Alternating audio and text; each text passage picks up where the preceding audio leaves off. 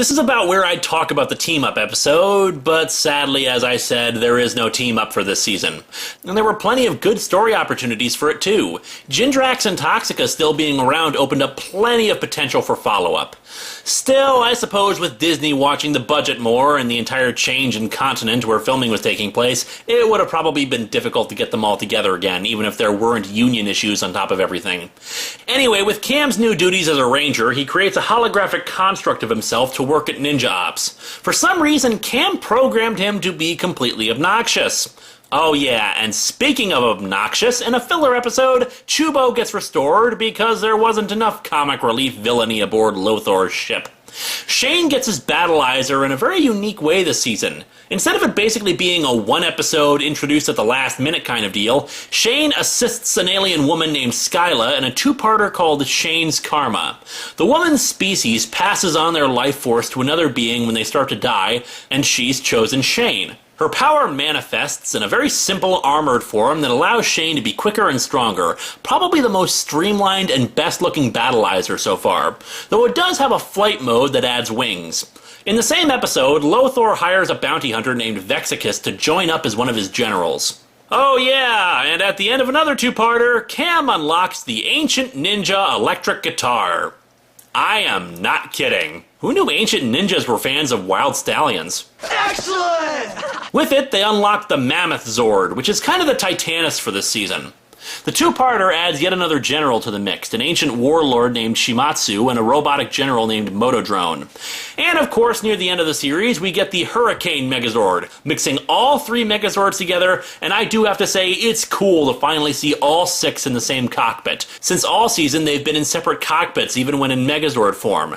And just to add to the coolness, the Hurricane Megazord's final attack is a big tornado. The season starts drawing to a close with the two-parter General Deception. After a prolonged battle with the Rangers, Zergain is killed by Vexicus as part of a plan to usurp Lothor's armies. A surprising plot development occurs in A Gem of a Day, the episode right afterwards. The Sensei decides it's time to finally rescue the captured ninjas and bolster their forces to fight proactively against Lothor.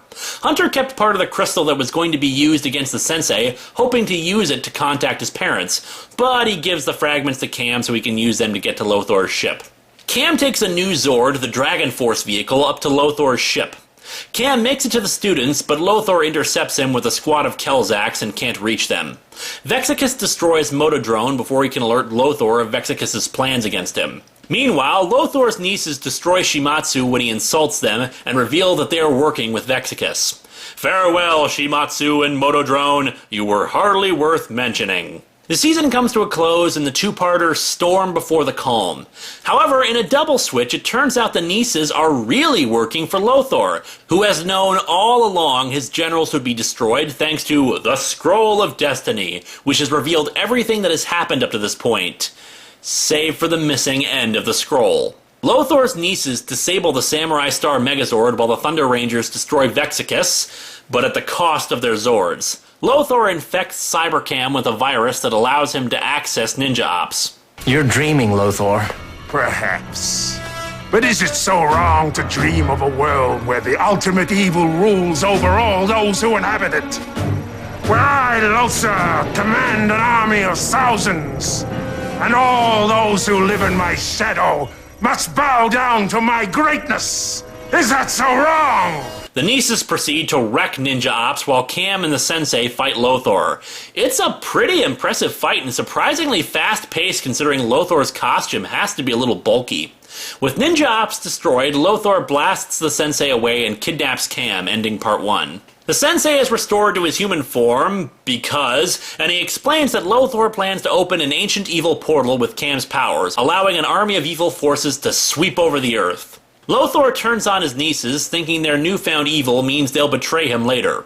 Blake and Hunter head out in the Dragon Force vehicle to Lothor's ship to once again try to free the ninjas. Back at the remains of Ninja Ops, the three lament their situation. You guys ever think if we hadn't been late to class that day, we wouldn't even be Power Rangers? You were always meant to be Rangers. What do you mean? This is the last entry on the Scroll of Destiny. It's us. No way. As you can see, You were late precisely so that you would be the ones to become Power Rangers. And you knew this all along? Why didn't you show us this sooner? Would you have believed me had you not learned the truth for yourself? I have never doubted the scroll's prophecy, and neither should you. So what happens next? This is the end of the scroll. It does not say who will be victorious. Only that you must be there to face Lothar at the abyss of evil. That's where we'll be. While Lothar heads out in a new Zord to finish opening the portal, Blake and Hunter head through Lothar's ship for Cam and the ninjas. To make matters worse, Lothar has set his ship to self-destruct. Cam says they have to rescue the nieces since they're family to him. Yeah, who was their parent exactly? The ninja students are freed and all the Rangers beat a hasty retreat thanks to Cam's teleport as Lothar's ship blows up. The other Rangers manage to destroy Lothar's Zord at the cost of their own Megazord, the release of power allowing the portal to open and release dozens of formerly dead monsters. The three fight valiantly until the arrival of the Thunder Rangers and a squad of Ninja Academy students. It's an all-out battle royale as they have to send all the monsters back into the portal. Lothar destroys Shane's Battleizer and takes on all 5 Rangers at once, easily sweeping through them. With Cam's Samurai Morpher, Lothar absorbs all their powers, but the Rangers fight on anyway. I have your Ranger powers. You are at my mercy once and for all. We won't let you win. What can you do to me without your powers? We may not be Power Rangers, but we still have power. Power! Air! Power!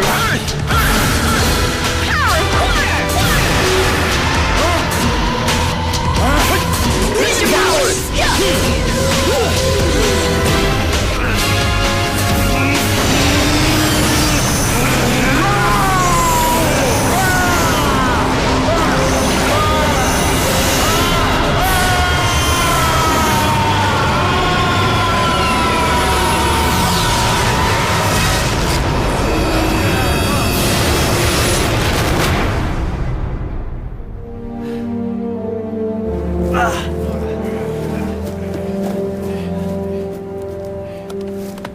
What happened? Lothar's evil.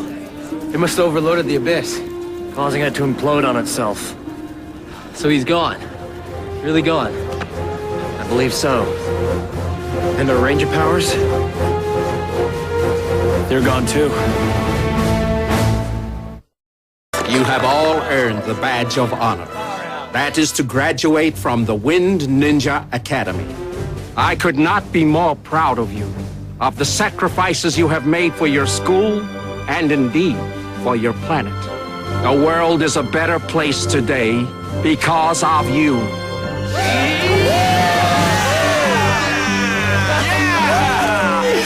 So when do you leave? I start testing next week. The first race is in a month. You must be really psyched. Yeah, it's great. So, you think you might want to come out and watch me sometime? Yeah, I'm all over it. I can't believe this. Sensei Amino just asked me to be the head teacher at the Thunder Ninja Academy. That's great. Right on, man. Hey, you guys ready to do this? Keep it moving. New students, check in over there. You're kidding. Hello, family, right? Yeah, Cam, we really have to talk about these outfits, because, I mean, it makes my butt look really big. Well, not as big as your head. I do not have a big head. So have a big head. I do not. It's huge. It is a shame one cannot choose one's family. I'm just glad I don't have to feed mine guinea pig food anymore. Hey! Hold up! You three? Ninjas, dude. No one says dude anymore. Yes, I do. No, they don't. No one... Dad, I don't think I have it in me to go through all this again. Then perhaps we should leave their training to the 3 new teachers. A happy ending is nothing more than a new beginning.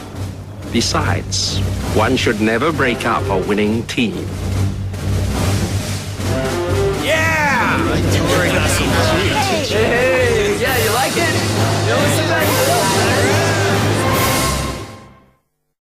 Ninja Storm is very much akin to Lightspeed in that it's a very decent series, but a lot is holding it back. When it's good, it's really good, but when it's bad, it is painful. The stock music didn't help, but like the synthesizer music, it's something you got used to. And what really hurts this season, like Lightspeed, is the villains. Except where their villains were boring, this time the villains just suck. Lothor is a terrible villain. He's basically a male divatox. His plans are moronic, he's easily distracted, and he never inspires fear when you look at him, but laughter. It's okay to have a comedic villain as a sidekick, but this is a villain that's supposed to be trying to take over the world. Someone we have to seriously believe is a threat to the Rangers. However, his demeanor never makes me think of him as someone to be fearful of. He comes off more like a frustrated guy having to babysit his teenage nieces than a world conqueror. And would you get that stupid thing off your face? You look like a luchador who used the wrong material for his mask. Having a comedic main villain is okay sometimes, but when the main characters are supposed to be afraid of him, it just creates a weird paradox that makes him look completely incompetent. Think back to Lord Zed. He had his moments of humor, but his eye was always on the ball of conquest, and the humor was more derived from his rage at incompetence. A lot of the time, Lothor seems perfectly content without owning the planet. Really, why does he even want to conquer the world? You don't want to take over the universe, do you? No. You wouldn't know what to do with it, beyond shout at it.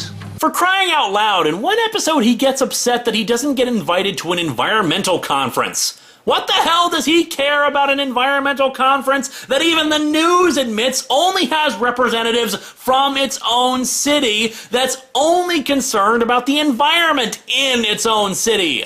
And yes, I know originally in the script it was a peace conference, but that still doesn't make any sense. Not even in the final episode did I ever see Lothor as a threat to the world. You can claim his plan all along was based on the scroll, but if that was the case, why did he even care whenever he failed? Zurgane would have made a much better main villain. He was serious-minded, always devoted to the job, and his plans were the ones that tended to come closer to success than any of the others. I felt bad for the guy, since he was the only one who was actually trying to do the job correctly, yet he's held back by the incompetence of his peers.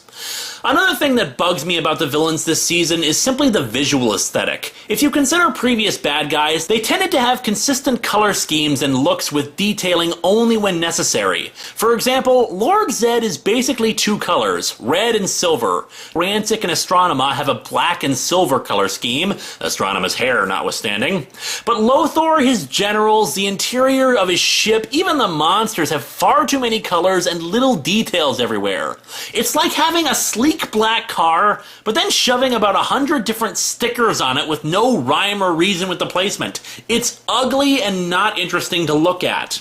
This season, though, does have its strong points. Thematically, there's an undercurrent of family for most of the characters. Cam is consistently worried about his father and the state he's in as a guinea pig, who in turn is a devoted father who wants to protect his son from the potential problems of being a ranger.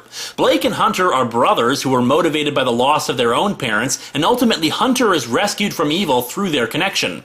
Even Lothor, despite his actions in the last episode, seems to have a soft spot for his nieces, letting them get away with far more than I would if I was in his position. Speaking of family, let's talk about Shane. He has trouble working on a team, both early on as well as with Hunter when he joins up. He's probably the most serious member of the team, but we learn in a filler episode why that is. While one might assume he's only interested in his skateboarding, we learn that his family puts enormous pressure on him to take his life seriously, to work on getting a job and worry about his future and the responsibilities he needs to be embracing. What people don't realize is that he does know what's important, both for his future and where he is now. It's just when one has the fate of the world on your shoulder, you need to find ways of keeping your sanity in check, like through a sport. His older brother, a businessman, discovers his double life as a ranger, and instead of being a jerk or something about it, like some TV shows would, he instantly understands and wants to help him. I don't know why I like that so much, but I do. Blake, I have to say, is not given much to do. Aside from just his motivation and whatnot, it seemed like the biggest factor of his character was his budding relationship with Tori. Nothing seemed to come of it, but clearly there was an attraction between the two, though, like I said, the character was just average. Hunter is a little more standoffish than his brother and needed more time to be social, though he assumed the same level of blandness eventually. However, there is a gradual development that we see, where when he's first introduced, he's kind of rude. My name's Dustin. I haven't seen you guys out here before. Where's the home track? We come down from... You wouldn't have heard of it. Easy, bro. And he wonders why we don't have any friends. Yet later, there's a specific thing that he refers to his fellow Rangers as when he's freed from Lothor's control. Yeah, my friends. Dustin has a very trusting nature, which gets him in trouble more than once. He's instantly friendly with people, but as a result doesn't think too far ahead about the consequences of his actions. It leads to him being a little vain at times, but in the end his heart is in the right place. There was a subplot I didn't mention in the main recap about how Dustin was kind of getting into a relationship with one of Lothor's nieces, but I didn't think it was going anywhere because she admitted to lying about the whole thing in the episode it was initially featured, but it was brought up again later, particularly at the end. Tori is probably the most competent fighter and most well-rounded person, but like the Thunder Rangers, it makes for someone who feels very generic and without personality quirks.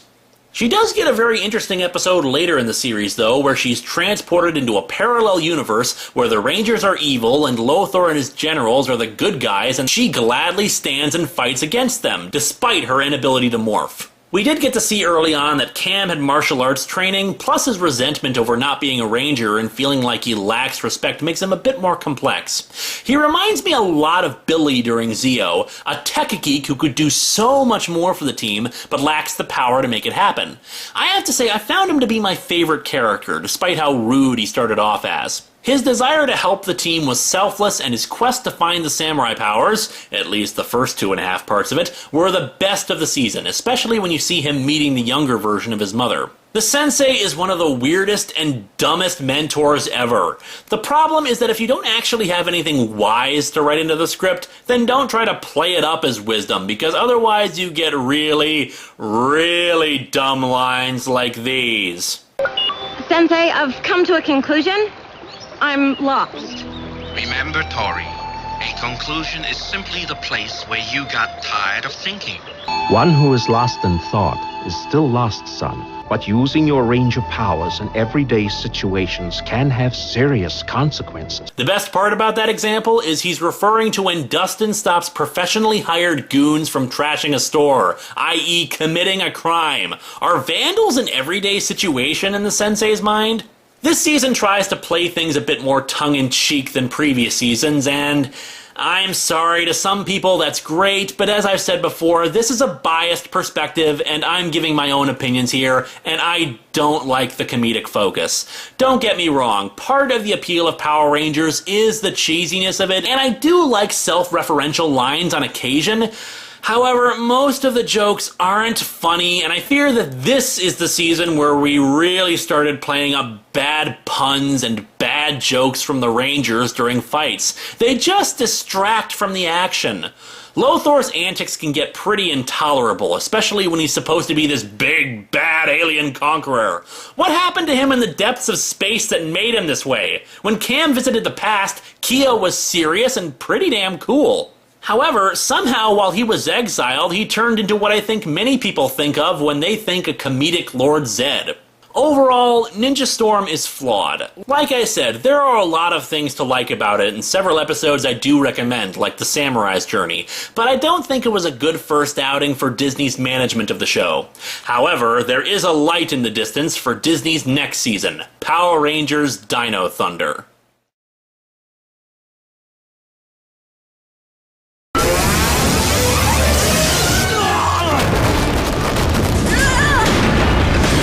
This is the most fun I've had all season!